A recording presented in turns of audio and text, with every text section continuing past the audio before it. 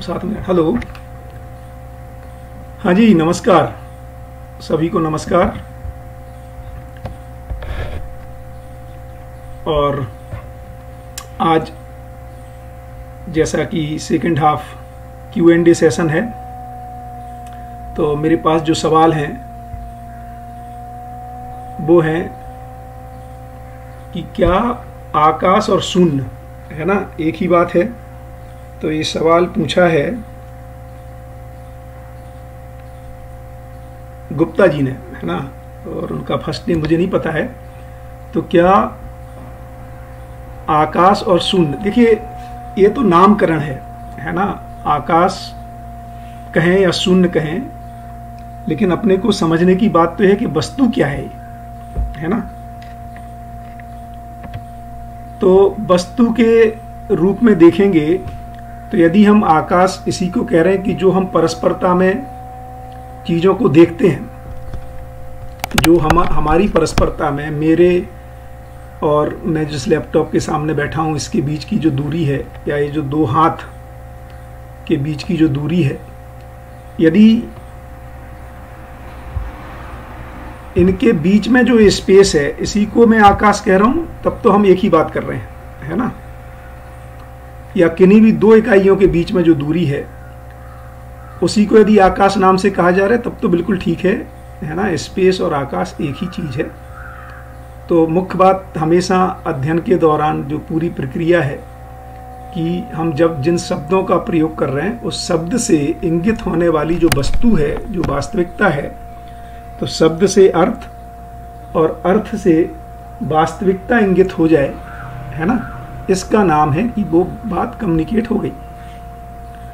तो आकाश और शून्य, यदि इसी को जो दो गैलेक्सी के बीच में, दो किन्हीं भी दो वस्तुओं के बीच में जो गैप है ना, जो खाली जगह है, उसको यदि आप आकाश कह रहे हैं तो बिल्कुल ठीक कह रहे हैं। जैसे यदि अपन हाइड्रोजन के परमाणु को देखें, है ना, तो ये जो डिजाइन है हाइड्रोजन के परमाणु की, तो हाइड्रोजन के परमाणु की जो डिजाइन है इसमें जो प्रोटॉन है और इलेक्ट्रॉन है ना, ये इलेक्ट्रॉन चारों तरफ चक्कर लगाता रहता है, इसके बीच में भी बहुत सारा खाली स्थान है, और ये पदार्थ भी खाली स्थान में है, और ये जो कण है, अंश है, ये भी खाली स्थान में है, क्योंकि ये भीगा भी है। इस तरह से आकाश को या शून्य को यदि हम पहचान रहे हैं तो हम और आप एक ही बात कर रहे हैं। दूसरा सवाल जो आया था, क्या गीता और मानव व्यवहार दर्शन में जो 18 अध्याय हैं ये बाबा ने, है ना, तो मेरे को ऐसी जानकारी नहीं है कि उसके पीछे कोई माने पर्पजफुली प्लानिंग पूर्वक योजनाबद्ध तरीके से ऐसा किया गया, ऐसा मेरी जानकारी में नहीं है। और जो तीसरी बात आई है कि भाई बहुत सारा रिपीटिशन है ना, तो ऐसा लग सकता है शुरुआती दौर में, है ना, और हम लोगों को भी पहले कई बार लगता था कि हाँ जैसे बहुत रिपीटिशन हो रहा है, बट ऐसे देखेंगे तो शायद ये पूरी जितने भी दर्शन अभी तक आए हैं मानव जाति में, है ना, पुराने दर्शन, उससे शायद सबसे छोटा, है ना, दर्शन है, जिसमें शायद कुल मिला के 3500 ही शब्द हैं, पेजेज हैं। तो बहुत छोटा दर्शन है। ये बात ठीक है कि हर अच्छी चीज को कई बार उसी बात को अलग अलग एंगल से कहने पर रिपीटिशन जैसा दिखाई देता है ना, क्योंकि एक ही बात को कई एंगल से कहना पड़ता है कई बार, जिससे कि वो एक्रॉस हो जाए, वो पहुंच जाए, है ना, लोगों को उसके बारे में स्पष्टता हो जाए, तो ऐसा हो सकता है। लेकिन एक बार यदि वो समझ में आ जाती है तो हम उसमें काफ़ी तेज गति से भी आगे बढ़ सकते हैं। और मुख्य बात तो यह है कि इसको अध्ययन का सारा अध्ययन हम कर क्यों रहे हैं, इसको हमें बार बार ध्यान रखना चाहिए कि सारा का सारा अध्ययन कोई बात है जो हमारे आचरण में जीने में आ जाए। सारा अध्ययन सुखी होने के अर्थ में कर रहे हैं। इसलिए ये भी बहुत महत्वपूर्ण है कि अध्ययन माने कोई इन चीज़ों को याद नहीं करना, स्मरण करना आवश्यकता है, बट विद्वता केवल याद करना नहीं है, बल्कि विद्वता का मतलब है कि वो हमारे आचरण में आ जाए, जीने में आ जाए। ये प्रधान बात कर रहे हैं इसमें। बढ़िया। तो मुझे तो नहीं लगता कोई और सब प्रश्न है मेरे पास। यदि आपके पास कोई और अभी कोई क्वेश्चन हो तो उसको आप टाइप कर सकते हैं, अदरवाइज मैं अपने इसको आगे बढ़ाता हूँ, है ना। और फिर भी आपका कोई प्रश्न होगा तो मैं बीच बीच में देख लूँगा, है ना, और हम लोग चर्चा को आगे बढ़ाते हैं। बहुत बढ़िया। तो मैं इसको टेक्स्ट को कम करता हूँ और किताब को ओपन करता हूँ। बढ़िया। तो हम लोग चैप्टर 4 के, है ना, जहाँ हमने इस बात को, अपनी बात को रोका था, है ना, वो था कि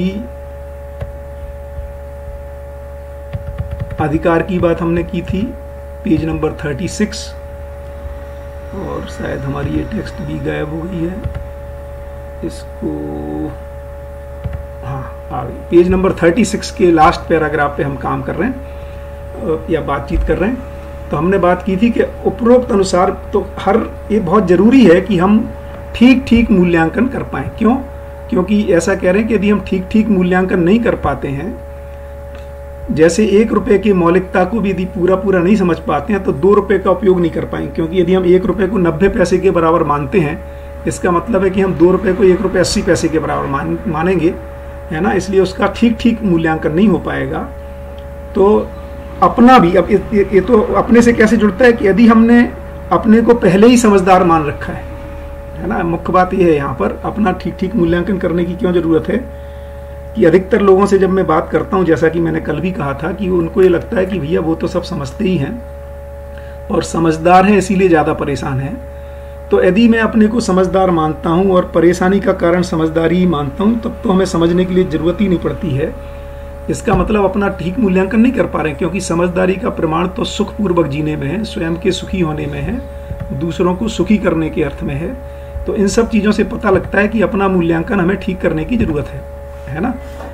तो यदि हम अपना मूल्यांकन ठीक कर पाएंगे और उसका जो तरीका है ना, उसको जो करने का तरीका है वो हमारे आचरण से ही सही मूल्यांकन हो पाता है। तो आचरण को ध्यान में देने की जरूरत है। तो सारे के सारे ज्ञान का, समझदारी का प्रमाण उसके आचरण से है। यहाँ पर इस बात को फोकस किया है कि स्वयं का मूल्यांकन करना बहुत जरूरी है। एक मेरे ऊपर ये भी किसी ने सजेशन दिया था कि आप बहुत तेज गति से चल रहे हैं, तो मैं कोशिश करूंगा आराम से बात करें, और आपके यदि बीच में कोई भी क्वेश्चंस आते हैं तो मैं उसको बीच में मैं देखता रहूंगा और उसको पर भी अपन बात कर लेंगे। तो अतः मानव को अपने विकास की दृष्टि से स्वयं का मूल्यांकन करना प्राथमिक एवं महत्वपूर्ण कार्यक्रम सिद्ध हो जाता है, और यही ज्ञान अवस्था की विशेषता है, विशिष्टता है ना, कि वो अपना मूल्यांकन करने की क्षमता के साथ भी है और इसके आगे विकास के लिए इसकी आवश्यकता भी है। अध्ययन यथार्थता, वास्तविकता, सत्यता के अर्थ में ही संपन्न होता है। सर्वप्रथम व्यापक वस्तु में समाहित संपूर्ण एक वस्तुओं का वर्गीकरण विधि से अध्ययन संभव हो गया है ना। तो क्या कह रहे हैं कि पूरे व्यापक में ही सारी इकाइयां एक हैं और उनको वर्गीकरण विधि से अध्ययन, क्योंकि हम एक जैसे मैंने पिछली बार कहा था कि पानी का अध्ययन कर लेते हैं तो फिर पूरा पानी धरती में कहीं भी है, तो धरती पर ही क्यों, चांद पर है, मार्स पर है, कहीं भी है, तो पानी का अध्ययन हो जाने से वो हमेशा के लिए हमारे लिए कहीं भी होगा, उसकी हम पहचान कर पाते हैं, है ना। जैसा कि मैंने अभी आपको वो H2O का इमेज जो दिखाने की कोशिश की थी, उसकी फिर से चर्चा कर लेंगे। तो क्या कह रहे हैं कि वर्गीकरण विधि से, तो क्या मोटा वर्गीकरण क्या किया, 4 वर्गीकरण किए, है ना, 4 क्लासिफिकेशन किए। पहला क्लासिफिकेशन तो इसी को कह रहे हैं, यही 4 अवस्था और 4 पदों में है। पहला क्लासिफिकेशन जिसकी अपन कई बार बात कर चुके हैं, पदार्थ अवस्था। दूसरा वर्गीकरण किया प्राण अवस्था के रूप में, और तीसरा वर्गीकरण किया जीव अवस्था के रूप में, और चौथा वर्गीकरण किया ज्ञान अवस्था के रूप में। तो इन 4 अवस्थाओं में, 4 पदों में, है ना, प्राण पद, भ्रांति पद, है ना, इस तरह से देव पद, दिव्य पद, है ना, इसमें 4 पदों में और 4 अवस्थाओं में अध्ययन किया।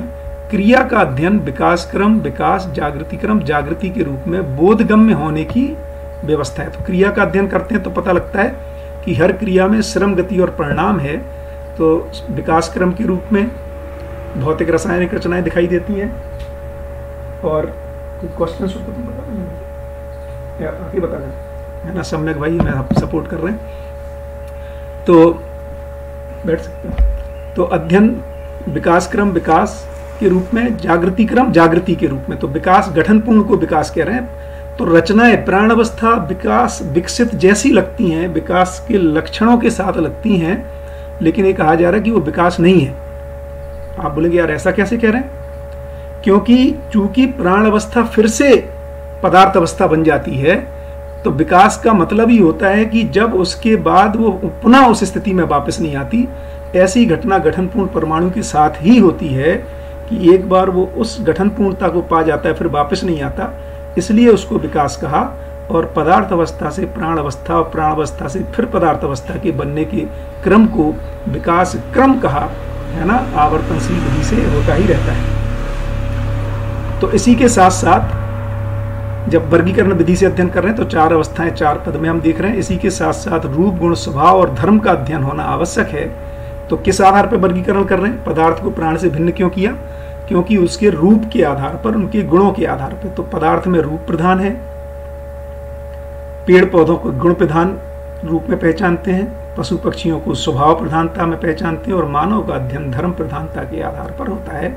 इसीलिए कह रहे हैं कि मानव धर्म तो सुख धर्मी है मानव, एंड उस आधार पर ही मानव में एक रूपता या मानव जाति एक होने की पहचान होती है।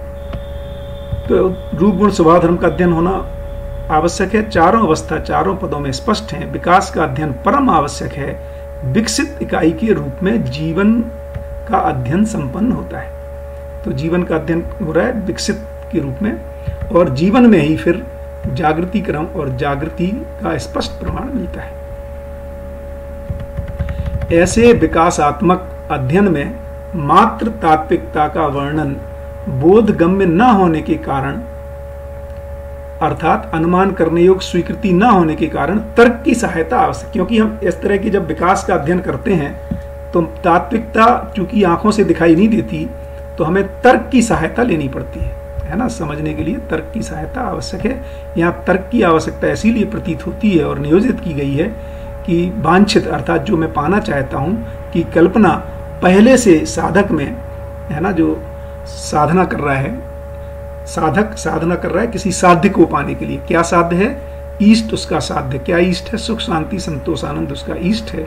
तो इस तरह से हर साधक किसी साध्य को पाने के लिए साधना करता है और उसके लिए अपने साधनों को प्रयोग करता है। और साधन यहाँ पर है ना, साधन क्या है? तन मन धन ही मेरा साधन है।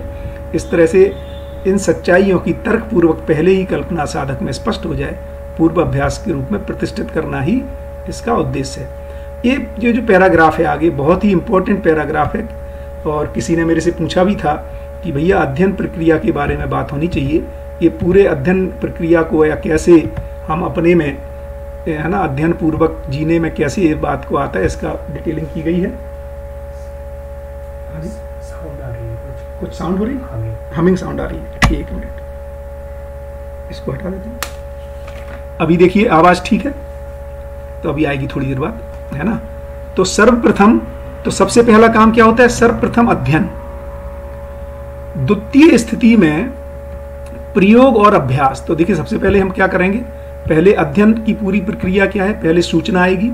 तो अध्ययन में कई, है ना, इंपॉर्टेंट एस्पेक्ट समाये हुए हैं। तो पहले सूचना आएगी।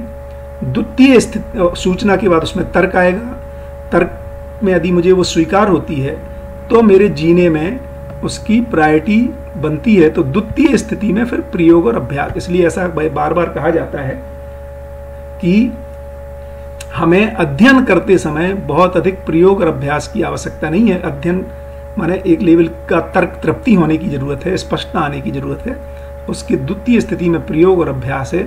तृतीय स्थिति में, क्योंकि प्रयोग करने से अनुभव और प्रमाण प्रमाणित होना ही उपलब्धि और सार्थकता है। इस तरह विकास और जागृति संबंधी अध्ययन मानव कुल के लिए अथवा मानव कुल सुरक्षित रहने के लिए परम आवश्यक है। सभी मानव में समझदारी की प्यास है ही, यही पात्रता सर्व मानव में होने का प्रमाण है। इसे तर्क संगत विधि से अर्थबोध सहित, है ना, तर्क संगत विधि से अर्थबोध सहित स्थिति सत्य, वस्तु स्थिति सत्य और वस्तुगत सत्य को बोधगम्य, अध्ययनगम्य, फलता, अनुभवगम्यता को प्रमाणित करने की स्थिति अच्छा, ओ ठीक है, इसको लगाऊं फिर बाद में, क्या जरूरत नहीं है, आवाज ठीक आ रही, बढ़िया। तो वस्तुगत सत्य को बोधगम्य, अध्ययनगम्य, फलता अनुभवगम्यता को प्रमाणित करने की स्थिति समीचीन है, यही अध्ययन का मतलब है। तो क्या कह रहे हैं कि चूंकि हर मानव समझना चाहता ही है, इसको तर्क संगत विधि से अर्थ बोध सहित स्थिति सत्य, जिसको हम कह रहे हैं व्यापक ही स्थिति सत्य के रूप में, स्थिति पूर्ण के रूप में है, और वस्तुगत सत्य माने कि हर इकाई जैसे पदार्थ, प्राण, जीव अवस्था, ज्ञान अवस्था, और उसकी कोई वस्तु स्थिति सत्य कि आज की स्थिति क्या है ना, इन सब को बोधगम, अध्ययनगम, फलता अनुभवगम्यता को प्रमाणित करने की स्थिति समीचीन है, मतलब हर समय रहती ही है, और यही अध्ययन का तात्पर्य है। मानवीयता पूर्ण मानव व्यवस्था सहज रूप में होने के आधार पर निश्चयन और ध्रुवीकरण हुआ। तो मानवीयता पूर्ण मानव व्यवस्था सहज रूप, तो मानवीयता पूर्ण मानव का क्या मतलब है कि उसमें व्यवस्था के आधार पर हम मानवीयता को पहचान रहे हैं, है ना। तो मानवीयता पूर्ण मानव से कम विकसित पशु मानव और राक्षस मानव का व्यवस्था में जीना संभव नहीं हुआ, यह समीक्षित हो चुका है। तो ये तो हमें पता लग ही गया है कि पशु मानव और राक्षस मानव, है ना, व्यवस्था पूर्वक नहीं जी पाते हैं। आज की जो हम पूरी मानव जाति में प्रकृति के साथ जो अव्यवस्था को देख रहे हैं, और मानव के बीच में संबंधों में जिस अव्यवस्था को देख रहे हैं, और मानव में स्वयं में जो पीड़ा है, उसमें स्वयं में एक अंतर्द्वंद है, इससे पता लग रहा है कि अमानवीयता में या भ्रमित मानव में या मानवीयता से कम विकसित में व्यवस्था में जीना संभव नहीं हो पाता है। मानव से श्रेष्ठ देव मानव और दिव्य मानव है, जो जागृति पूर्ण है। अनुभव प्रमाण के रूप में जागृत मानव परंपरा में सार्थक सिद्ध हुई। जागृत परंपरा में मानवीयता पूर्ण कार्य व्यवहार के रूप में स्पष्ट होता है। अनुभव प्रमाण परिवार व्यवस्था और विश्व परिवार व्यवस्था में प्रमाणित होता है, यह परम आवश्यक है ही। उक्त विधि से व्यवहार के सभी आयामों में मानवीयता को पहचानना, मूल्यांकित करना और व्यवस्था में मानवीयता सहित अनुभव प्रमाणों को पहचानना और प्रमाणित करना सह अस्तित्व दृष्टिकोण से, तो अभी कैसे संभव हो गया? क्योंकि हमारे पास एक सह अस्तित्ववादी दृष्टिकोण आने से ये संभव हो गया है कि हम मानवीय व्यवस्था को पहचान पाएं और अनुभव संपन्न व्यक्ति या मानवीय व्यवस्था के मापदंड क्या होते हैं, इसको हम पहचानने के योग्य हो गए। ये पता लग रहा है, अब हम भाषाकरण कर पा रहे हैं कि हम बेसिकली हार्मोनी को खोज रहे हैं, परस्पर पूरकता को चाहते हैं। सह अस्तित्व में जीना ही सुखप्रद है, और मेरी सुख की निरंतरता इस तरह से अनुभव संपन्न होने से, ज्ञान संपन्न होने से, समझदार बनने से, और फिर उस समझदारी को अपने आचरण में व्यक्त कर देने से हम व्यवस्था को प्रमाणित कर पाते हैं। तो दिव्य मानव का विषय जो है वो परम सत्य रूपी सह अस्तित्व है।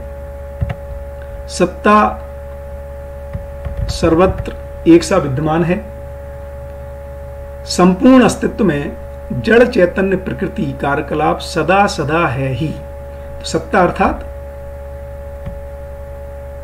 व्यापक है ना, इस शून्य, आकाश, अवकाश, जो भी हम नाम दें, यदि हम वस्तु पहचान गए तो नाम देना अपना, ये भी बहुत इंपॉर्टेंट है कि नामकरण करने का अधिकार मानव के पास है, वस्तु को पैदा करने का अधिकार मानव के पास नहीं है। तो नाम आप देखेंगे, है ना, जब बच्चे छोटे होते हैं तो बहुत सारे नए नए शब्दों को बोलते हैं। जैसे मुझे याद है, मेरा बेटा जब छोटा था, सम्यक जो भी यहाँ पर बड़ा हो गया है, मेरे साथ है, तो वो मम्मम डैब डैब बोलता था, है ना। अब हमें ही समझ में आता था मम्मम डैब डैब का क्या मतलब है। तो उसका मम्मम का मतलब होता था पानी, और डैब डैब का मतलब होता था चावल।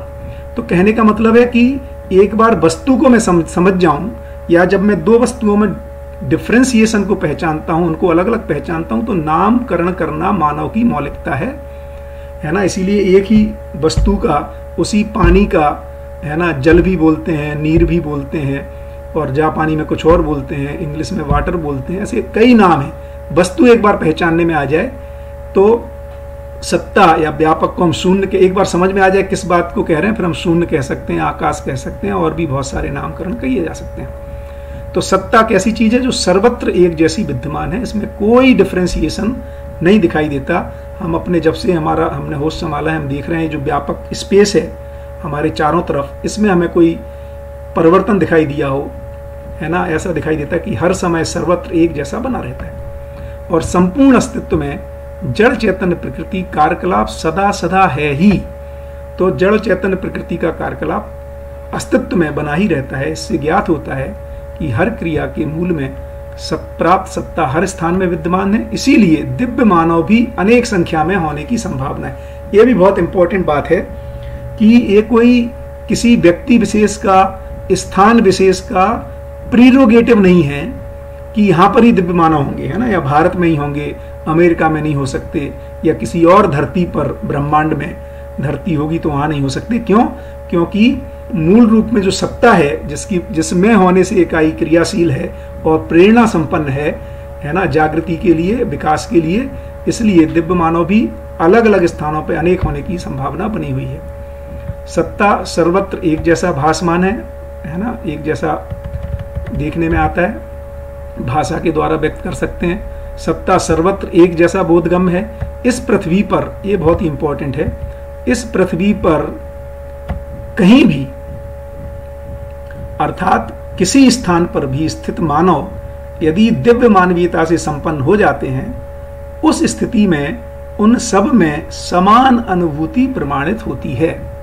तो ये जो पहले भी बात आई थी कि मैंने तो तप नहीं किया, है ना, जो रवीश भाई ने पूछा था, है ना, इससे कोई फर्क नहीं पड़ता। जब भी अनुभव में जो भी अनुभव करता है, किसी भी स्थान पर स्थित हो, यदि वो दिव्य मानवीयता से संपन्न हो जाता है, उस स्थिति में उन सब में समान अनुभूति प्रमाणित होती है। और वह, उसका प्रमाण क्या है? अविकसित मानव के लिए समान रूप से प्रेरणा स्रोत होते हैं। इसी आधार पर सर्व मानव को सर्वत्र सहअस्तित्व समझ में आना अध्ययन विधि से स्पष्ट होता है। क्योंकि अनुभव में विविधता हो जाए तो फिर वो अनुभव ही नहीं है ना। ज्ञान अवस्था में पाए जाने वाले भ्रमित मानव के मन में चयन और आस्वादन क्रिया, वृत्ति में विश्लेषण क्रिया और तुलन क्रिया, प्रियहित लाभ के अर्थ में, ये जो अपनी सुबह चर्चा हुई, और चित्त में चित्रण क्रिया या शरीर मूलक विधि से संपादित होती है, ये कार्यकलाप पूर्ण सक्रिय हो जाते हैं। तो क्या कह रहे हैं कि मानव में ये जो देव मानव, दिव्य मानव, देव मानव और मानव में, है ना, यहाँ पे बहुत क्लियर हो जा रही है ये बात जो रवीश भाई भी पूछ रहे थे कि इन तीनों में ही आत्मा में होने वाले अनुभव प्रमाण सहित प्रथम प्रवेश माने बुद्धि के कार्यकलाप पूर्ण सक्रिय हो जाते हैं। फलस्वरूप जीवनगत सभी क्रियाएं अनुभव मूलक क्रियाकलाप सहित प्रमाणित होते हैं। तो जो भ्रमित मानव में सिर्फ मन, वृत्ति और चित्त में चित्रण पक्ष जागृत है, देव मानव, मानव और दिव्य मानव में जो आत्मा और बुद्धि पूर्ण सक्रिय हो जाते हैं। इस अर्थ में सभी क्रियाएं अनुभव मूलक हो पाती हैं। प्रेरणा पाने की क्षमता हर परमाणु में निहित अंशों में है ही, क्योंकि संपूर्ण अंश सत्ता में संपृक्त है। ये बहुत ही इंपॉर्टेंट बात है कि हर छोटे से छोटा अंश जो है वो निरंतर क्रियाशील है। क्यों क्रियाशील है? क्योंकि वो व्यापक में उपलब्ध प्रेरणा को स्वीकार कर रहा है। इसी को प्राणमय कोश के नाम से भी हमने जब सृष्टि दर्शन में पढ़ा था, अन्नमय कोश और प्राणमय कोश। तो प्राणमय कोश क्योंकि प्रेरणा, क्या प्रेरणा है भाई इस अंश को? तो जैसे अभी अपन ने देखा था हाइड्रोजन में जो दो अंश हैं, है ना, तो दोनों अंश एक दूसरे के साथ एक निश्चित दूरी में आके एक निश्चित आचरण को देते हैं। इससे पता लगता है कि इनमें व्यवस्था को प्रमाणित करने की प्रेरणा, है ना, बनी ही रहती है। क्यों बनी हुई है? क्योंकि संपूर्ण अंश सत्ता में या व्यापक में या ईश्वर में या परमात्मा में, है ना, या निरपेक्ष ऊर्जा में डूबे, भीगे और घिरे हैं या सत्ता में संपृक्त हैं। ज्ञान अवस्था की चैतन्य इकाई का जड़ शरीर प्रत्याशा के फल को शब्द, स्पर्श, रूप, रस, गंधेंद्रियों द्वारा पाए जाने वाली प्रवृत्तियों में से पुष्टि पक्ष को ग्रहण करता है। अब बात आती है, हम जो खाना खाते हैं, हम जो बोलते हैं, जो स्पर्श करते हैं, इन सारी इंद्रियों से शरीर को तो न्यूट्रिशन मिल जाता है, मुझे क्या मिलता है? तो ज्ञान अवस्था की चैतन्य इकाई का जड़ शरीर प्रत्याशा के फल को शब्द, इन ज्ञानेंद्रियों के द्वारा पाई जाने वाली प्रवृत्तियों में से पुष्टि पक्ष को ग्रहण करता है ना। इन प्रवृत्तियों में जो कला पक्ष और ज्ञान पक्ष है, उसका आस्वादन सुख के रूप में चैतन्य पक्ष ही करता है।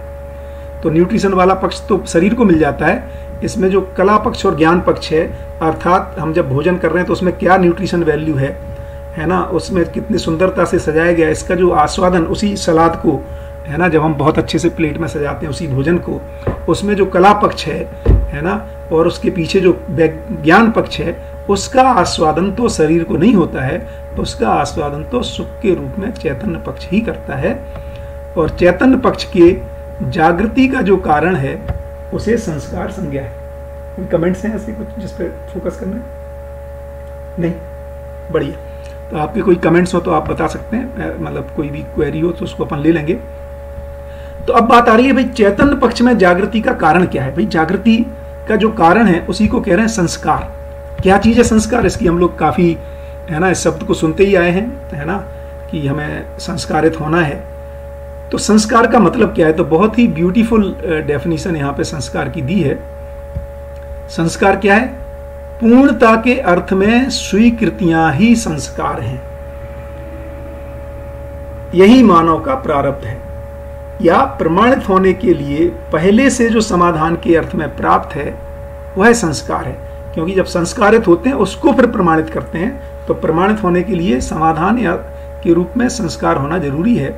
अदरवाइज प्रमाणित नहीं हो पाते हैं, अर्थात जैसे फल परिणाम चाहिए वैसे रिजल्ट आते नहीं है, उसको कहेंगे कि हम प्रमाणित नहीं हो पा रहे हैं। समाधान के अर्थ में ज्ञान विज्ञान विवेक ही प्राप्त रहता है। और क्या प्राप्त रहता है? ज्ञान विज्ञान और विवेक। पूर्णता के अर्थ में, और दूसरी संस्कृति की क्या परिभाषा है? पूर्णता के अर्थ में कृतियों को साकार करने में क्रियाकलाप सहित प्रवृत्तियां और समझदारी ही संस्कार है। तो जो पूर्णता के अर्थ में माने व्यवस्था के अर्थ में, अखंड समाज सार्वभौम व्यवस्था के अर्थ में, समाधान के अर्थ में, समृद्धि के अर्थ में, जो भी कृतियां को साकार करने में जो भी क्रियाकलाप और प्रवृत्तियां हैं, इस और जो समझदारी है इसको संस्कार कह रहे हैं। और उसके ऊपर कह रहे थे जड़ पक्ष के परिणाम का जो कारण है उसको अध्यास या वंशानुक्रम संज्ञा कह रहे हैं, है ना, जो गठन पूर्णता तक या पदार्थ और प्राण अवस्था में पाई जाती है। जो मानव में चैतन्य में जो संस्कार पाया जाता है वो पूर्णता के अर्थ में स्वीकृतियां ही हैं। पूर्णता के अर्थ में कायिक वाचिक मानसिक कृत कारित अनुमोदित विधि से की गई कृतियां संस्कार है। तो पूर्णता के अर्थ में चाहे हम कायिक रूप में करें, वाचिक रूप में करें, मानसिक रूप में करें, किस तरह से मानव कर्म करता है, कर्म दर्शन में इसकी और डिटेलिंग में चर्चा आती है ना, कि कायिक वाचिक मानसिक और कृत कारित अनुमोदित मैं खुद करता हूं, करवाता हूं या दूसरे करते हैं उसका अनुमोदन करता हूं, सपोर्ट करता हूं। प्रारब्ध का क्या मतलब है भाई? जो जितना जान पाता है उतना चाह नहीं पाता, जितना चाह पाता है उतना कर नहीं पाता, जितना कर पाता है उससे जो फल आता है उतना भोग नहीं पाता, और जितना भोगा नहीं जाता वही प्रारब्ध है ना। तो जो प्रारब्ध को का जिसको हम फल के रूप में, कर्म फल सिद्धांत के रूप में भी बात करते हैं, या जो भाग्य के रूप में भी लोग बात करते हैं, तो क्या कह रहे हैं कि जो जितना जान पाता है, जैसे हम जान सकते हैं पूरे अस्तित्व को, सह अस्तित्व को, ब्रह्मांड को, है ना, और चाहते क्या है? उससे चाहते हैं कि इस धरती पर अखंड समाज सार्वभौम व्यवस्था स्थापित हो जाए, उससे पहले मैं समाधानित हो जाऊं, परिवार में समाधान समृद्धि हो जाए, है ना। एक कोई क्वेरी आई है, कला पक्ष को समझाइए, है ना, क्रियाओं को समझाएं। बढ़िया, कृतियां माने कृत्य, है ना। तो कला पक्ष की अभी बात कर लेते हैं, इस पैराग्राफ को कर लेते हैं। तो जो जितना जान पाता है, तो जानने के लिए मैं पूरा सहस्तित्व, अस्तित्व सहस्तित्व है, पूरे अस्तित्व को ही जान पाता हूं, है ना। सूरज को भी जानता हूं, चांद को भी जानता हूं, ऐसे और अनेक ब्रह्मांड हैं, है ना, इसको जान पाता हूं। चाहे कितना पाता हूं? अखंड समाज सार्वभौम व्यवस्था इस धरती पर परंपरा स्थापित हो जाए, उसके पहले मेरे परिवार में समाधान समृद्धि हो जाए, उसके मूल में मैं समाधानित हो जाऊं, शिक्षा संस्कार इस तरह की व्यवस्थाएं, है ना, स्वास्थ्य संयम उत्पादन स्थापित हो जाए, तो इतना चाह पाता है। जितना चाह पाता उतना कर नहीं पाता, क्योंकि ये पता लगता है कि अस्तित्व सह अस्तित्व है, सब कुछ एक व्यक्ति के करने से होने वाला नहीं है। ये बहुत ही इंपॉर्टेंट बात है। इससे ये भी पता लगता है कि हम सबको भागीदारी निर्वाह करनी होगी, है ना। तो जितना चाह पाता है उतना कर नहीं पाता, जितना कर पाता है और उससे जो अच्छे फल परिणाम आते हैं वो उतना भोग नहीं पाता, मतलब स्वयं भी भोगता है और दूसरों के लिए भी भोगने के लिए बची जाता है। जितना भोगा नहीं जाता है, जो शेष रहता है वो सब में बढ़ता ही है ना। तो ये पॉजिटिव साइकिल के रूप में बात कर रहे हैं। इसी का नेगेटिव भी देखने को मिलता है कि जैसे मैं ये कहता ही हूँ, पहले भी हमने चर्चा की है कि हम जो कर्म फल सिद्धांत इतना व्यक्तिगत नहीं है जितना व्यक्तिगत हम माने रहते हैं, है ना। तो कर्म फल सिद्धांत, हम मानव जाति एक है, हम एक दूसरे से जुड़े हुए हैं, और कुछ लोग जिन्होंने अच्छाइयाँ की हैं, है ना, चाहे वो मोबाइल को बनाया हो, दूरदर्शन की ईजाद की हो, दूरगमन के साधन बनाए हों, घर बनाने की डिजाइन हो, भोजन के को पहचानने की डिजाइन हो, उन सबको हम पॉजिटिवली भोग ही रहे हैं। और इसी तरह यदि निगेटिव सेंस में देखेंगे तो जैसे अभी जो कोरोना या बहुत सारी ऐसी बीमारियां, या लोग जब, है ना, ग्लोबल वार्मिंग, क्योंकि ऐसा नहीं कि हम और आप, हो सकता है कोई तो पूरी तरह ऑर्गेनिक खेती ही कर रहा हो, लेकिन फिर भी ऑर्गेनिक वार्मिंग या जो किसी जगह पोल्यूशन है, वातावरण ठीक नहीं है या समाज ठीक नहीं है, तो उन पर या उनके बच्चों को उनके कृत्यों को भी भोगना पड़ रहा है। तो इससे पता लगता है कि ये दोनों तरह से प्रारब्ध है ना, कि वर्चुअस साइकिल में जब अच्छाइयाँ सच्चाइयों के साथ बहुत सारे लोग होते हैं तो एक मानवीय परंपरा होती है जिसमें सभी को अच्छापन प्राप्त होने लगता है। अच्छापन का मतलब एक व्यवस्था का स्वरूप प्राप्त होता है। तो जो कला की बात कर रहे थे, तो कला क्या है, कहीं ना कहीं उपयोगिता को बढ़ाने के अर्थ में भी कला की बात की है। जैसे हम पेन का मेन काम तो लिखना ही है, लेकिन उसमें जो ढक्कन है ना, और उसमें जो क्लिप लगा देते हैं जिससे कि उसको हम पेन को अपनी जेब में रख सकते हैं, तो एक और उसको सुंदरता भी उसमें ऐड होती है। तो कला, फाइनली यदि कला को और डिटेल में देखेंगे तो सारी कला का अर्थ किसी उपयोगिता को और बनाए रखने के अर्थ में है ना। जैसे एक चेयर बनाते हैं, उसको उसमें कुछ कलाकारी भी करते हैं, है ना। तो वो अपन ने पहले भी पढ़ा था कि सारा की सारी कला जो है, या प्रचार प्रदर्शन, ये कहीं ना कहीं, है ना, अच्छाइयों को बढ़ाने के अर्थ में और उसकी उपयोगिता को बनाए रखने के अर्थ में। गठनशील परमाणु अणुबंधन भार बंधन सहित होता है। परमाणु में संकोचन प्रसारण क्रिया में वृद्धि होने के फलन में परमाणु तत्काल समूह से मुक्त हो जाता है। इसको कह रहे हैं गठनपूर्ण हो जाता है। तो इस प्रक्रिया को देखेंगे तो गठनशील परमाणु में अणुबंधन और भार बंधन है, और परमाणु में एक लेवल पर जो संकोचन प्रसारण क्रिया में वृद्धि हो जाती है, इसमें मतलब जो कंपनात्मक गति बढ़ जाती है, तात्विक अर्थों में बात कर रहे हैं, तो तब उस समय वो परमाणु समूह से मुक्त हो जाता है। अभी भी अपन देखें तो जब हम कभी घर वगैरह तोड़ना होता है तो हम वाइब्रेटर चलाते हैं ना, ड्रिल करते हैं, तो यदि हम वाइब्रेशन बढ़ा दें तो वो समूह से बाकी चीजें पृथक होने लगती हैं। तो इसमें कह रहे हैं कि किसी एक परमाणु में किसी क्रम में जो उसमें कंपनात्मक गति अधिक हो जाती है तो वो समूह से मुक्त हो जाता है और गठनपूर्ण होने की स्थिति में, और गठनपूर्ण हो जाता है। यही जीवन परमाणु है। जीवन अणुबंधन भार बंधन से मुक्त तथा आशा बंधन से युक्त होना ही गठनपूर्णता का प्रमाण है। अब गठनपूर्ण हो गया, इसको कैसे पहचानेंगे? क्योंकि बहुत मजेदार चीज है गठन, इसको मेंडलीफ की टेबल में भी देखेंगे तो जो गठनपूर्णता है, या जो जिसको नोबेल गैसेस है ना, मेंडलीफ ने नाम दिया उस समूह को।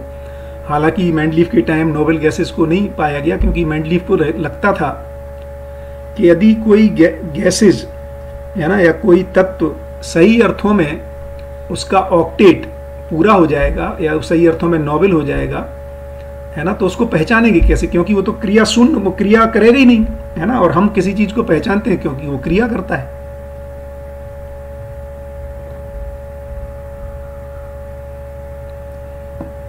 तो सही अर्थों में देखेंगे तो वो गठनपूर्ण परमाणु है, क्योंकि ये भौतिक रासायनिक क्रिया नहीं कर रहा है। लेकिन यदि कोई वस्तु है तो वो अपने को व्यक्त करेगा। तो कैसे व्यक्त कर रहा है फिर वो? तो जीवन अणुबंधन भार बंधन से मुक्त है, लेकिन आशा बंधन से युक्त हो जाता है, और यही गठनपूर्णता का प्रमाण है। वो पशु शरीरों में जीने की आशा के रूप में अपने को व्यक्त कर रहा है, और मानव में सुखपूर्वक जीने की आशा को व्यक्त कर रहा है ना। तो गठनपूर्णता का प्रमाण स्वप्त स्वतंत्रता अधिकार के रूप में स्पष्ट हो जाता है ना, अर्थात वो स्वयं स्फूर्त, है ना, जीने की आशा के रूप में क्रियाशील है, और बाद में सुखपूर्वक जीने की आशा के रूप में क्रियाशील है। अस्तित्व में भौतिक क्रिया, रासायनिक क्रिया, जीवन क्रिया, तो इसी को गठनपूर्ण परमाणु को जीवन कह रहे हैं। अर्थात जीवन क्रियाएं सदा सदा वर्तमान हैं, अस्तित्व में तीनों बने ही रहते हैं। इनके अंतर संबंधों को पहचानने के क्रम में भौतिक रासायनिक क्रिया से संक्रमित इकाई के रूप में चैतन्य इकाई अर्थात स्वयं को जीवन के रूप में पहचानता है ना। तो ये गठनपूर्ण परमाणु अपने को पहचानता है जीवन के रूप में। इसको पहचान सहित प्रमाणित करने वाला कौन है? तो वो मानव ही है। समूह से अलग होने का फल ही है कि परमाणु अपनी लंबाई, चौड़ाई और ऊंचाई से अधिक विस्तार में कार्य करने में सक्षम हो जाता है, क्योंकि उसके पहले तो वो अणुबंधन में रहता है, तो अपनी लंबाई, चौड़ाई, ऊंचाई से और अधिक फैलने में उसके लिए स्कोप नहीं रहता है।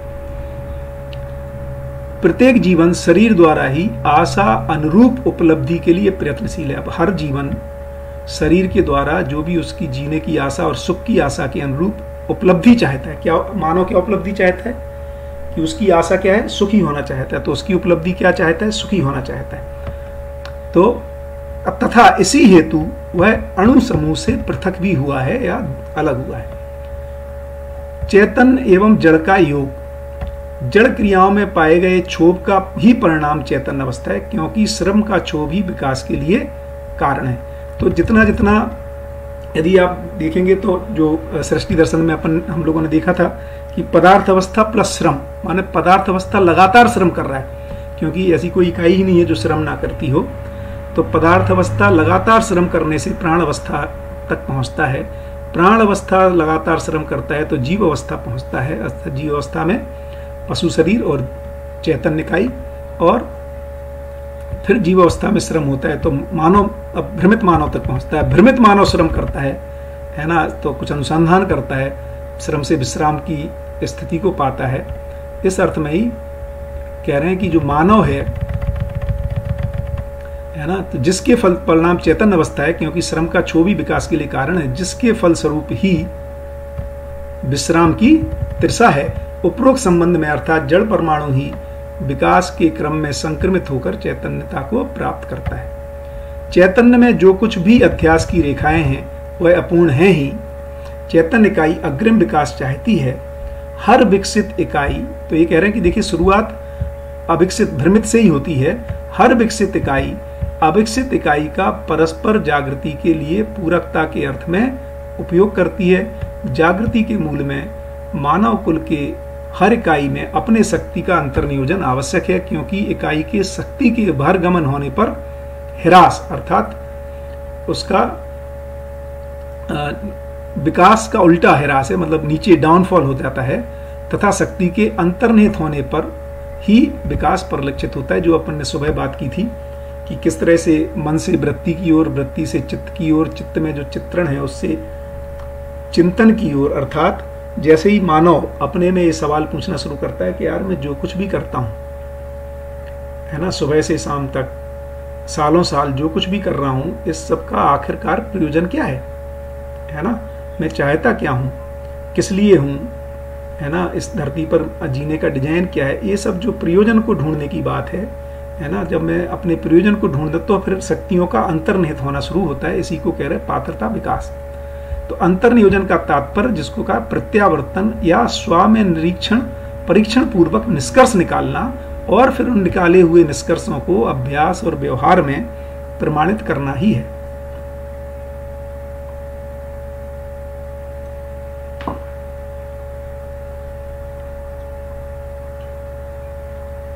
ओहो, बहुत सारा तो पढ़ के देखना पड़ेगा। रवीश भाई कुछ लिख रहे हैं। बाबा जी ने एक बार किसी वीडियो ऑडियो में, नहीं आ जाओ तो पास में आ जाओ, कहाँ पर, आनंद भाई, रुद्र सिंह, तो यह बात मन में आती कि उन्होंने तो एक कही साधना विधि से तो कहीं नहीं मिला होगा, या साधना या कुछ योगदान अध्ययन में रहा होगा, किस पे मैं देखता हूँ, इसको पूरा कर लेते हैं, है ना। बढ़िया, कुछ अच्छे क्वेश्चंस आ रहे हैं, तो मुझे लगता है कि इस पैराग्राफ को करते ही मैं एक बार, है ना, उसको देख लेते हैं। तो अंतर्नियोजन का तात्पर्य प्रत्यावर्तन है और बहिर्गमन का तात्पर्य परावर्तन है। अध्यास मानसिक स्वीकृति सहित संवेदनाओं के अनुकूलता में शारीरिक क्रिया से जो प्रक्रियाएं संपन्न होती हैं उसको अध्यास कह रहे हैं। तो शरीर की अनुकूलता के लिए, जो शरीर के लिए जो अच्छा लगता है, उसमें भी कहीं ना कहीं हमारी मानसिक स्वीकृति बनी रहती है ना, इसको अध्यास कह रहे हैं। प्राण अवस्था में अवस्थित रचना रूपी इकाइयां वनस्पति हैं, इसकी बात हो चुकी। प्राण अवस्था किसको कह रहे हैं? इसके मूल में प्राण कोशाएं हैं, है ना, सेल्स हैं। प्राण अवस्था की इकाइयों की संरचना फाइन, यदि रूट में देखेंगे तो पदार्थ से ही बनी हुई है। प्राण कोशाओं की परंपरा बनी रहे, इसके लिए रचनाएं संपन्न होती रहती है। ये भी बहुत इंपॉर्टेंट है कि देखिए परंपरा बनी रहती है। इकाई का क्योंकि यदि हम एक छोटे से उसमें देखें तो हमें लगता है अरे इकाई तो खत्म हो जा रही है, तो नाश नहीं हो रहा है, परंपरा के रूप में वो बनी ही रहती है। और वैसे भी रचना की रचना होती है, मूल तत्व तो नाश होता ही नहीं है। इसीलिए कहा कि ब्रह्म सत्य और जगत शाश्वत, माने जो प्रकृति है वो शाश्वत बनी रहती है। क्योंकि और इसीलिए भी कहा कि पदार्थ का जो धर्म है अस्तित्व ही धर्म है, यानी कि उसका होना बना रहना ही उसका धर्म है। तो और परंपरा के रूप में तो प्राण कोशा की परंपरा भी बनी रहती है, इसके लिए रचनाएं संपन्न होती रहती हैं। निश्चित प्रयास की रचनाएं किसी एक निश्चित अवधि तक पहुंचती ही हैं, जिसे हम पेड़ पौधों के रूप में देखते हैं। अब इनकी फिर से बीज अवस्था आती है, तो पदार्थ प्राण अवस्था बड़ी होती है, रचना पेड़ बड़ा होता है, उसके बाद वो पुनः बीज बन जाता है। अस्तित्व को बचाए रखने के क्रम में तो ऐसा क्यों हो रहा है? क्योंकि वो अपनी परंपरा को हर पेड़ पौधा बना के रखना चाहता है। तो अस्तित्व को बचाए रखने के क्रम के प्रयास में ही प्राण अवस्था में बीजों का निर्माण हुआ। और बीज में पूरे वृक्ष की रचना विधि सहित प्राण कोशाएं निहित रहती हैं। फलस्वरूप ही बीज में पूरे वृक्ष की रचना विधि धारित किए हुए प्राण कोशाएं अवस्थित रहते हैं। इसीलिए बीज पुनः उसी प्रकार की संरचना करने में समर्थ होते हैं। इसी को बीज वृक्ष न्याय भी कहते हैं, अर्थात जैसा बीज वैसा वृक्ष और जैसा वृक्ष वैसा बीज।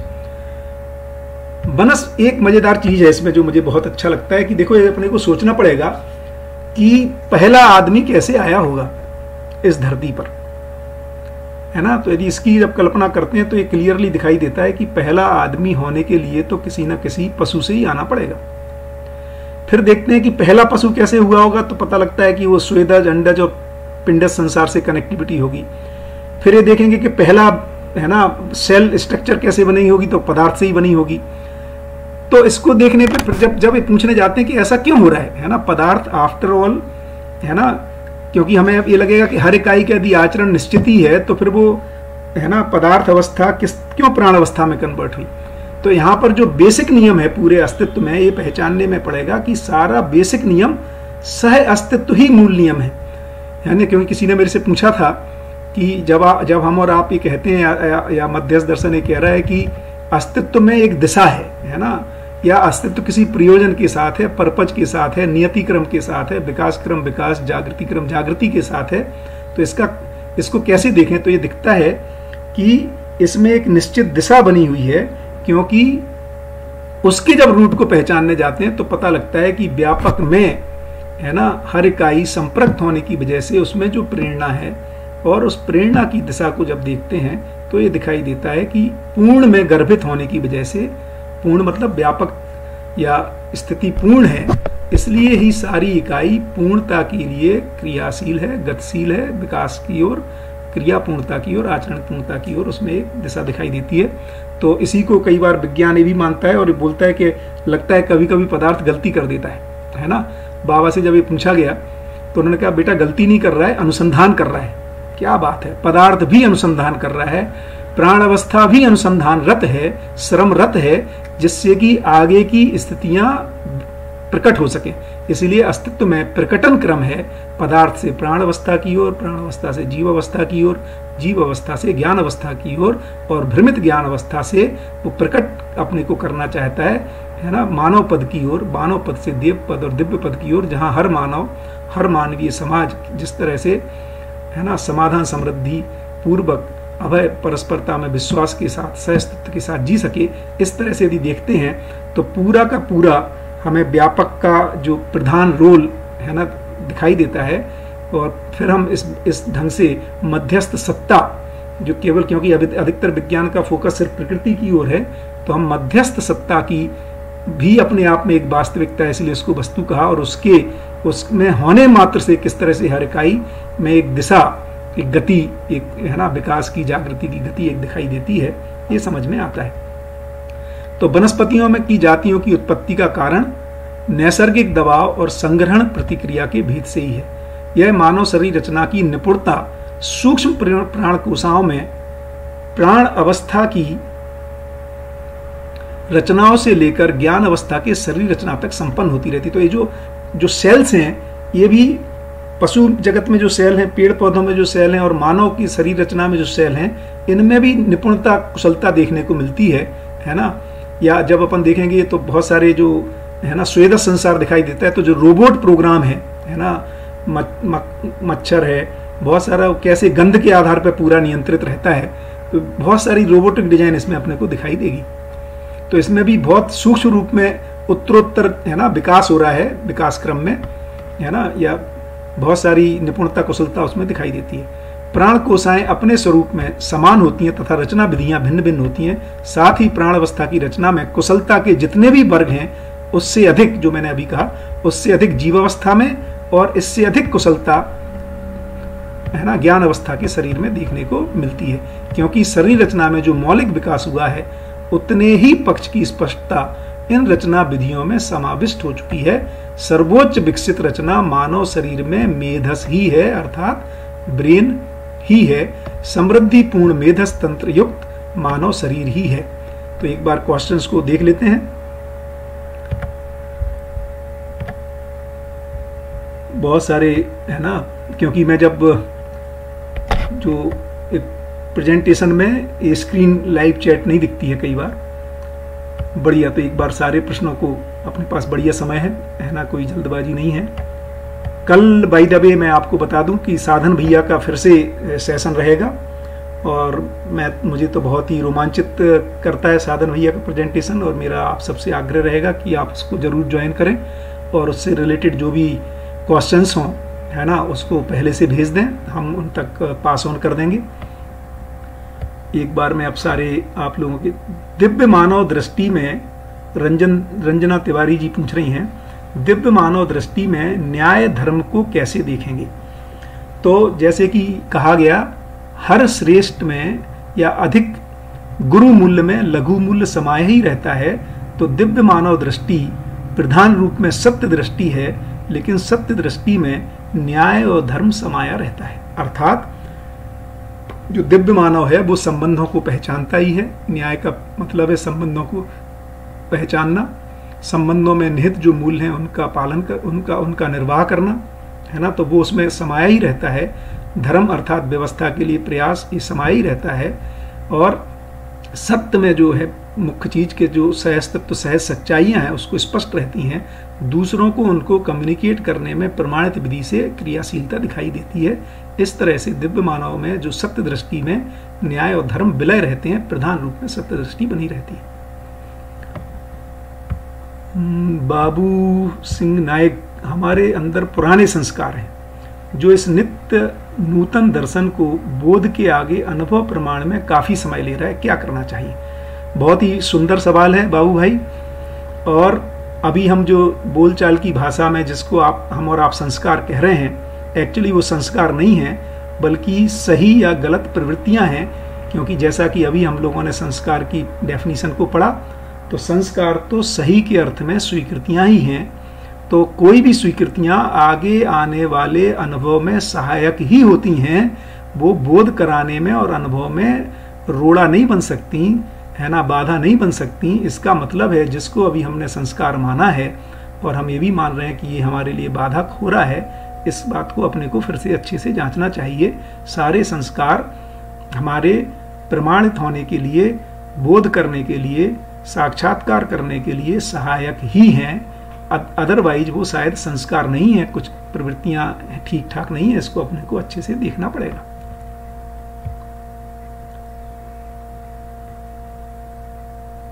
हाँ, लैपटॉप के फैन का है, आप वहां से बैठ के पता लिए, देखिए आपकी दर्शन क्षमता काफी बढ़िया है कमलेश भाई। रवि भाई लिख रहे हैं, भैया as jeevan is understanding, how can be sure that in next life that much understanding remain and be progress from there, because in every life will start from scratch. जीवन, भैया स्क्रैच से कहीं कोई शुरुआत नहीं हो रही है, ये बिल्कुल गलत मान्यता है कि मानव खाली हाथ आता है, खाली हाथ जाता है।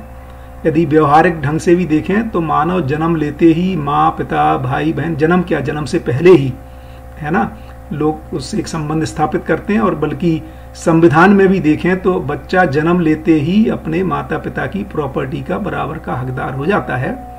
तो इस तरह से कहना कि हम खाली हाथ आए हैं खाली हाथ जाएंगे, व्यवहारिक भी नहीं है। और तात्विक रूप में देखेंगे तो उसमें जो प्रवृत्तियां हैं है ना, सही और गलती के अर्थ में जो भी उसकी उसकी उस समय की जो समझ बनी है, जिसको संस्कार तो नहीं कहेंगे, प्रवृत्तियां कहेंगे, और यदि पहले संस्कार बन चुके हैं तो उन संस्कारों के साथ ही मानव जन्म हो रहा है ना। स्क्रैच से कोई कार्यक्रम नहीं है और खाली हाथ जाता भी नहीं है। बहुत सारी अपने में समझ को, यदि समझ पैदा हो पाती है, या बहुत सारी समीक्षाओं को करके नई प्रवृत्तियों के साथ ही आदमी जाता है। बिल्कुल शरीर बदलना एक तरह से कार बदलने जैसा है ना। ड्राइवर में तो जो समझ रहती है वो बनी रहती है।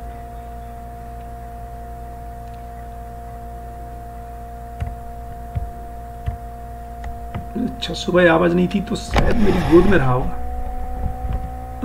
बाई जीवन will repeat activities by taking birth every time and going through same events. बहुत बढ़िया सवाल है। तो भैया जीवन तो, जैसे सुबह भी चर्चा हुई थी, जीवन तो शरीर लेता है जागृत होने के लिए, निरंतर सुख शांति संतोष आनंद की नित्यता को पाने के लिए।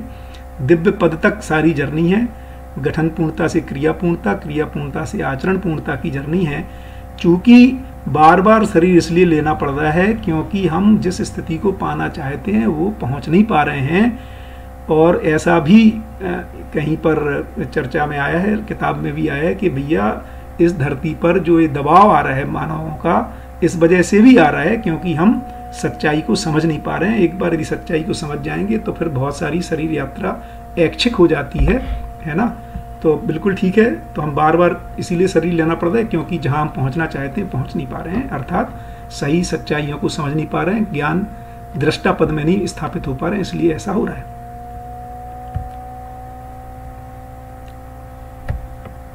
नितिन भाई लिख रहे हैं, सह अस्तित्व में दृष्टा पद प्रतिष्ठा ही तदावलोकन क्रिया है। तदावलोकन का मतलब है तत् माने जागृति, जागृति माने ब्रह्म मुक्ति, ब्रह्म मुक्ति का मतलब है सच्चाइयों के बारे में जो जैसा है वैसा समझ पाना, अस्तित्व को, जीवन को, मानवीयतापूर्ण आचरण को, है ना। तो सह अस्तित्व में दृष्टापद प्रतिष्ठा का मतलब ही है कि तद अवलोकन, मतलब जैसी सच्चाइयां हैं अब मैं वैसी अवलोकन कर पा रहा हूं, वैसा देख पा रहा हूं, इसीलिए इसको दृष्टापद प्रतिष्ठा कहा है कि अब मैं दृष्टापद में आ गया। बढ़िया, आनंद भाई ने बहुत बढ़िया उत्तर दिया हुआ है। जीवन और शरीर के साथ परंपरा स्थापित हो जाए यही पूर्णता होगी। बिल्कुल ठीक है। हमिंग साउंड अभी भी सम्यक बनी हुई है क्या? है। ओहो, तो इसको मैं देखूंगा। बिल्कुल ठीक बात है, इस पर ध्यान देंगे।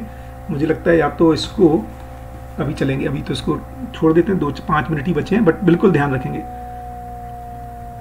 हाँ, दशरथ भाई पूछ रहे हैं। दशरथ भाई नमस्कार, प्लीज क्लैरिफाई स्थिति सत्य, वस्तु स्थिति सत्य एंड वस्तुगत सत्य। तो देखिए, स्थिति सत्य तो कह रहे हैं जो व्यापक है ना, व्यापक अपने में पूर्ण है।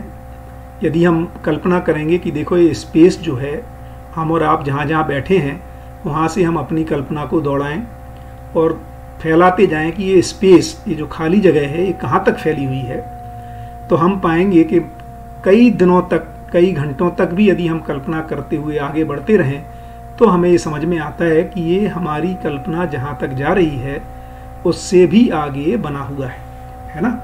तो इसमें समझ में आ रहा है कि स्थिति सत्य तो यही है कि व्यापक में, और ये भी दिखेगा कि इस व्यापक में अनंत इकाइयां समाई हुई हैं, तो सह अस्तित्व ही स्थिति सत्य के रूप में समझ में आता है।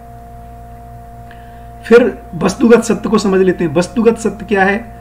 तो पदार्थ का जो रूप गुण स्वभाव धर्म है, ये उस वस्तु का, सोने का, है ना, हीरे का, लोहे का, चांदी का, उसके जो रूप गुण स्वभाव धर्म है, पेड़ पौधे का, नीम का, गाय का, है ना, बैल का, घोड़े का, तो इनके जो रूप गुण स्वभाव धर्म है, और मानव का, इसको कह रहे हैं वस्तुगत सत्य, है ना। रूप गुण स्वभाव हर वस्तु का, है ना, या व्यापक रूपी वस्तु का, इन सब के जो उसमें पारदर्शिता, पारगामियता, है ना, और व्यापकता है, इस तरह से हम वस्तुगत सत्य को पहचानते हैं। फिर एक तीसरी स्थिति आ रही है जहां वस्तु स्थिति सत्य है, माने आज की स्थिति में जैसे मानव है तो वस्तु स्थिति क्या है कि अधिकांश मानव भ्रमित स्थिति में पाए जा रहे हैं। समाज की स्थिति को देखेंगे तो पता लगेगा कि अब अमानवीय व्यवस्था का बोलबाला है। प्राकृतिक स्थिति को देखेंगे तो पता लगेगा कि प्रदूषण है ना, या हम खनिजों का शोषण कर ले रहे हैं। इस तरह से इसको कह रहे हैं आज की वस्तु स्थिति सत्य। और फिर जहां हमें पहुंचना है उसके लिए आज की वस्तु स्थिति सत्य से या भ्रमित से जागृति की ओर कैसे जाएंगे, अमानवीय व्यवस्था से मानवीय व्यवस्था की ओर गमन कैसे होगा, इस तरह से वस्तु स्थिति सत्य को कह रहे हैं। बहुत ही बढ़िया प्रतिभा जी बोल रही है। प्रतिभा जी नमस्कार। सातों संबंधों को कैसे निभाया जाए, न्याय धर्म के साथ आम भाषा में बताएं। तो बहुत ही अच्छा सवाल है। देखिए, एक तो मैंने जैसे सुबह भी कहा था कि संबंध तो साथ ही हैं, चाहे वो अमेरिका में हो, चाहे वो जापान में हो, चाहे पाकिस्तान में हो, चाहे भारत में हो, क्योंकि मानव के बीच में संबंधों को जब कह रहे हैं तो संबंध का मतलब किसी प्रयोजन के अर्थ में संबंध है। जैसे अपन ने पढ़ा था कि जीव चेतना बस एक बस संबंध नहीं है, आमुष्मिक अर्थात विकसित चेतना के अर्थ में ही संबंध है। तो क्या संबंध है? तो एक संबंध तो है कि माता पिता का बच्चों के साथ संबंध है ना, गुरु का शिष्य। तो रूट में यदि देखेंगे तो ये देखने में आ रहा है कि हम कैसे समाधान समृद्धि से सफल हो जाएं। कुछ लोग हैं जो सफल हो गए हैं, कुछ लोग हैं जो जिनको सफल होना है, जो आने वाली पीढ़ी है, उनके बीच में कुछ संबंध है जिसमें माता पिता है ना और गुरु शिष्य संबंध। फिर कुछ परस्परताओं में संबंध है ना, जिसमें भाई बहन मित्र मित्र संबंध है, पति पत्नी संबंध है। और फिर कुछ संबंध हैं जो व्यवस्था के अर्थ में है, जहाँ पे एम्प्लॉय एम्प्लॉयर या साथी सहयोगी संबंध है। इस तरह से यदि इसको देखेंगे तो साथ ही संबंध दिखाई देते हैं और इनमें अपेक्षाएं भी निश्चित हैं। इसको डिटेल में आगे मानव व्यवहार दर्शन पढ़ेंगे अपन, तो आगे के अध्यायों में है ही है कि हर संबंध में क्या निहित अपेक्षाएं हैं और उन निश्चित अपेक्षाओं को, क्योंकि हम संबंधों में सभी अपेक्षाओं को पूरा नहीं कर सकते, बस जो सही अपेक्षाएं हैं, जो अस्तित्व सहज अपेक्षाएं हैं, उनको हमें पूरा किया जा सकता है, उनको समझा जा सकता है। तो इसको अपन और डिटेल में चर्चा करेंगे। आम भाषा में देखें तो जैसे पति पत्नी संबंध में है ना, बात कर रहे हैं कि दो शरीर एक मन होकर के जीने की बात है, या माता पिता या बच्चों के साथ जो बात कर रहे हैं तो माता पिता की है ना इसी अर्थ में पूरकता है कि बच्चे किस तरह से है ना समृद्धि को सार्थक करने लायक या उनमें कुछ इस तरह की स्किल्स आ जाएं, साथ ही साथ उनमें संस्कार उदय हो जाए जिससे संबंधों को पहचान सकें, प्रकृति को नुकसान पहुंचाए बिना अपनी आवश्यकताएं पूरी कर लें और संबंधों में एक दूसरे के साथ पूरक हो जाएं, उपकार कर पाएं। इस अर्थ में वो अपेक्षाएं, और बच्चों को भी यही अपेक्षा है, इस तरह से उनमें पूरकता को देखा जा सकता है। प्रारब्ध की अपनी बात हुई, नेगेटिव और पॉजिटिव के अर्थ में मैंने कुछ उदाहरण ऑलरेडी दिए है ना, कि कुछ अच्छी चीजें भी हमें एक दूसरे की वजह से मिली हैं, कुछ गलतियां भी एक दूसरे करते हैं तो हम सब उसको भोगते ही हैं, भोगना ही पड़ता है, हम क्योंकि जुड़े हुए हैं, परस्परता में हैं। रवीश भाई कह रहे हैं बाबा जी ने एक बार किसी वीडियो ऑडियो में सुना था कि यह मेरा प्रारब्ध है जिससे मेरी गति बनी। बिल्कुल ठीक है। Not sure I need recall the video, I think one of the Rakesh भैया वीडियो आई हर्ड देम। बिल्कुल ठीक है। देखिए, तो एक कुछ चीजें तो अपनी प्रवृत्तियों के रूप में हैं, लेकिन परस्परता में भी प्रारब्ध है। जैसे बाबा को है ना अपने गुरु का सानिध्य होना है ना, इस तरह का वातावरण निर्माण होना जिसमें कि उनके सवाल खड़े हो जाना कि उनके पूर्वजों ने जो लगभग कई हर एक उनके आगे की पीढ़ी में कोई ना कोई समाधिस्थ हो जाता था, तो उनका ये सवाल बनना कि आफ्टर ऑल उपलब्धि क्या हुई है ना। तो इस तरह के जो परस्परता में भी हमारे में बहुत सारे हम लोगों में भी जो प्रश्न खड़े हो जाते हैं, जैसे आज ये प्रश्न बन ही रहा है कि हम लोग बोलते हैं कि भैया खान पान तो मेरी पर्सनल चॉइस है। तो अब दिख रहा है कि भैया तुम्हारी एक व्यक्ति, कुछ लोगों की पर्सनल चॉइस से यदि पूरा समाज प्रभावित होता है तो सोचना पड़ेगा ये कितना पर्सनल है ना।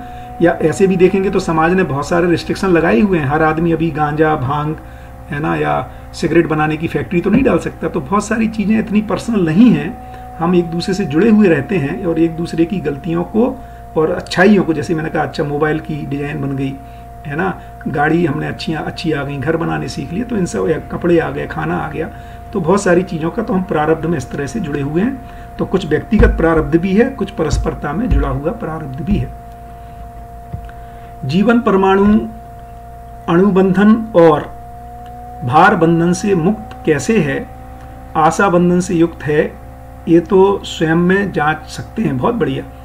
परंतु अणुबंधन और भार बंधन को कैसे जांच सकते हैं, बहुत ब्यूटीफुल। देखिए, इसको मैं छोटा सा उदाहरण देता हूं कि सपोज हमारा जीवन कुछ परमाणुओं का झुंड होता है ना, अमरीश भाई पूछ रहे हैं, मान लो कि हमारा जीवन कुछ और, हमारे में जो चैन आस्वादन या आशा करना, विचार करना, तो 80 साल में हो सकता है मेरे में से एक टुकड़ा गिर जाता और पता लगा कि यार अब 20 साल के बाद आशा करना नहीं बन पा रहा, भाई विचार तो कर लेता हूं या इच्छा कर पाता हूं, आशा नहीं होती है। तो ऐसा देखा जा रहा है कि ये सारी की सारी क्रियाकलाप एक व्यक्ति में भी, और एक कोई ये कह सकता है कि भैया 80 साल तो छोटा टाइम है, मैं तो 80 साल ही जिया, हो सकता है 500 साल बाद होता हो तो मैं कैसे जानूंगा। बहुत बढ़िया सवाल है ना। जैसे यूरेनियम की हाफ लाइफ तो मिलियन ईयर्स है, तो आदमी तो 80-100 साल जीता है, उतना तो जिया नहीं, कैसे पहचाना। तो जब हम उसके असंख्य परमाणुओं को अध्ययन करते हैं तो उसमें एक रेशो से पता चलता है कि इसकी लाइफ मिलियन ईयर्स है। तो ऐसे ही मैं भले ही 50 साल जी रहा हूं, 30 साल जी रहा हूं, लेकिन 700 करोड़ लोग 30 साल मेरे साथ साथ जी रहे हैं, तो इतना और किसी में भी ऐसा नहीं पाया जा रहा हो, कोई व्यक्ति ऐसी घोषणा नहीं कर रहा है कि भैया कुछ सालों के बाद विचार करना छूट गया है ना, और अब मैं सिर्फ इच्छा कर पाता हूं या आशा करना छूट गया। इससे पता लगता है एक ही परमाणु है, सारी क्रियाएं लगातार एक जैसी हर व्यक्ति अक्षय बल, अक्षय संपन्नता के साथ करता है। तो एक मोटा मैंने आपको तर्क दिया और अपन आगे बात कर सकते हैं। आप भी सोचिए, मैं भी सोच ही रहा हूं, है ना। इससे पता चलता है कि एक ही है, अणुबंधन नहीं है उसमें। रुद्र भाई लिख रहे हैं, भैया हम यह निश्चितता से 2-4-5 मिनट में थोड़े ज्यादा ले रहा हूं, ऐसा लग रहा है आज, है ना। और अब तो कल का सेशन फर्स्ट सेशन में ही अपने साधन भाई लेंगे, सेकंड सेशन में फिर लूंगा। तो और ज़्यादा पेजेज बचे नहीं है, मैंने थोड़ी तेज गति कर ली, 41 पेज अपन कर चुके हैं, तो 2 ही पेज बचे हैं। तो उनको करके कल के सेकंड हाफ में उनको करके, और बाकी के जो भी फ्री स्टाइल क्वेश्चन आंसर हो, मैं चाहूँगा आप उसको बिल्कुल से रखें, है ना। और मैं अभी के तो ले ही लेता हूँ 2-3 और जो बचे हुए हैं, और हम लोग खुल के इस पर चर्चा कर पाएँ। देखिए, ये बात पहले ही बाबा कह रहे हैं कि हम सबको जानना होगा, जानने के लिए जांचना होगा, तर्क पे अपने लगाना पड़ेगा। हम वैसे भी अपने यहाँ मानने की बात नहीं कर रहे हैं। तो आपके सभी प्रश्नों का बहुत स्वागत है। प्रश्न कोई गलत नहीं होते हैं, उत्तर ही गलत हो सकते हैं, और आपके प्रश्नों से मेरे भी बहुत सारी चीज़ों पर ध्यान जाता है, मेरी भी गति बढ़ेगी, ऐसा मैं मान रहा हूँ, क्योंकि हम सब मिलजुल करके इवॉल्व हो रहे हैं, है ना। तो बहुत बढ़िया। तो रुद्र सिंह भाई लिख रहे हैं कि भैया मैं निश्चितता से कैसे कह सकते हैं कि पठन अध्ययन के द्वारा अनुभव तक पहुंच सकते हैं, जब बाबा ने कहा उन्होंने 10 क्रियाओं को जिया, समझाए और यह प्रमाण है। ये बात बिल्कुल ठीक है आपकी, क्योंकि अभी तक तो हम लोगों में से कोई इस बात को घोषणा नहीं कर पा रहा है, और घोषणा करना अपने आप में कोई घोषणा की बात नहीं है।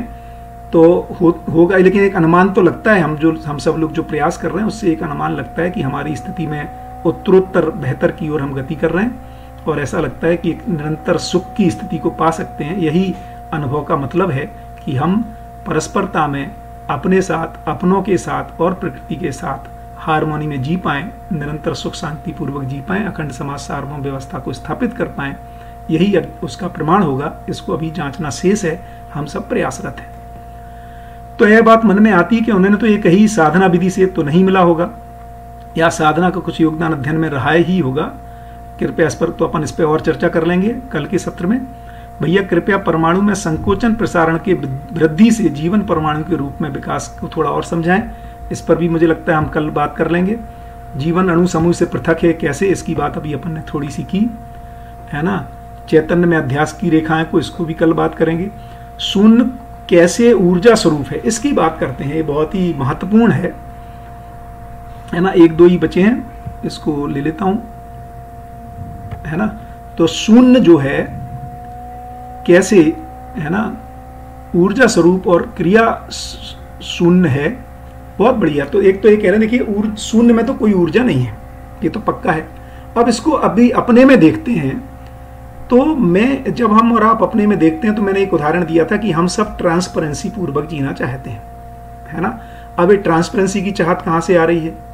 दूसरा, मैं निर्विरोध होकर के जीना चाहता हूं, और जब मैं देखने जाता हूं तो व्यापक में कोई विरोध, कोई तरंग, कोई दबाव, कोई प्रभाव नहीं दिखाई देता, है ना। ये ऑलरेडी अपने आप हर एक के साथ निर्विरोध स्थिति में ही दिखाई देता है।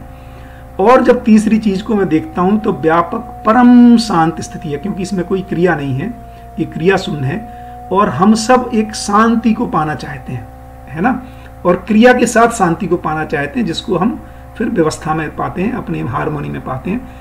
तो जब थोड़ा सा डिटेल में अपने साथ अंतर इसको पहचानने की कोशिश करेंगे, तर्क को लगाएंगे, है ना, विचार को लगाएंगे तो ये पता चलता है कि इसमें होने मात्र से मानव में ज्ञान अपने में कोई क्रिया नहीं है, लेकिन ज्ञान ही मेरे लिए बहुत सारे काम को कराने के लिए कारण बनता है। इससे पता लगता है कि जिस तरह से मेरे में इस शून्य व्यापक या जो परम शून्य या ये जो परम शांति और ये ट्रांसपेरेंसी, ये सब मेरे में आगे गति करने के लिए, क्रिया के लिए कारण बनते हैं। ऐसे ही पता लगता है कि ऊर्जा का कारण है ना एक क्रिया शून्य ही पदार्थ जगत में। इस पर और डिटेल में चर्चा कर लेंगे। तो मुझे लगता है इसको आज यहाँ रोकते हैं। आपका बहुत बहुत धन्यवाद, है ना, बहुत अच्छा लगा, है ना, आप लोग इतने मनोयोग से सुन रहे हैं।